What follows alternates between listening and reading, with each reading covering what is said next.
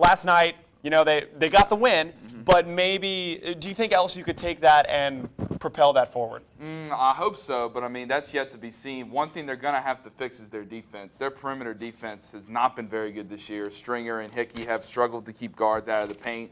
And then if JOB3 ever gets in foul trouble, they're royally screwed because they really, I mean, Jordan Mickey's, we're going to get to him in a moment. He's played well this year. Jarrell Martin's been up and down. They really don't have much front court depth. So when JOB gets in foul trouble, they're really screwed. And even when he's in there, the guards still struggle with dribble penetration. Teams kick it out, shoot threes.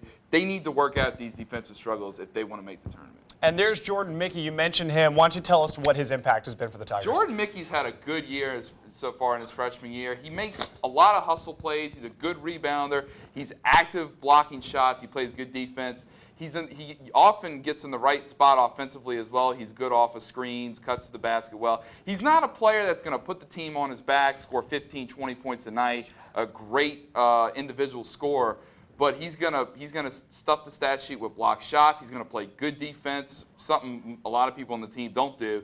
And he's a good rebounder. He's a hustle, energy player. He brings a lot of energy to the team, whether he's starting or coming off the bench. And I think he's a key. He's been a really one bright spot for LSU's basketball team in what has been a disappointing season so far. Also, fun fact about Jordan Mickey, I see him at Panda Express in the Union all the time.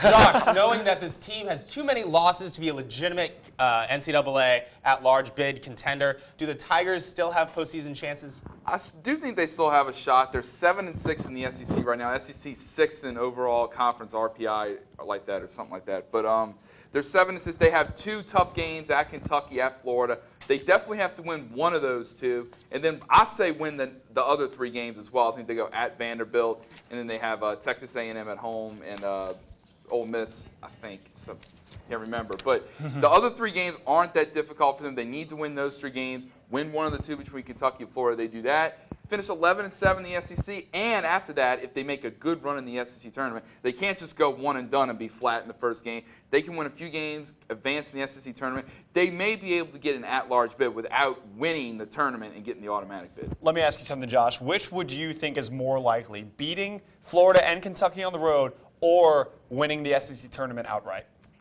With the way this team has been this year, I would say winning the SEC tournament because, one, this team has been bad on the road this year. I mean, they're 1-5. They have not played well at all. Especially defensively. Defense isn't good in either place. One on the road is particularly bad. I think it's more likely they win the tournament because, some teams could get knocked off in unexpected rounds. And, unexpected upsets can happen. They could get favorable matchups later in the tournament. I would say it's a better chance for them winning the automatic bid and winning the SEC tournament. And even if they do possibly miss out on an NCAA at-large bid, there still is the possibility of the NIT. And from what I'm reading, it seems like right now LSU is for the NIT, a favorable spot, maybe a 3 seed or a 4 seed, which if there's not too much conflict with the women's tournament being here, they could host. Yeah, that would be good for the fans, to see the team. But at the same time, the NIT, we're getting a little sick of that because we've been in the NIT each of the previous few years. We have a good coach, Johnny Jones.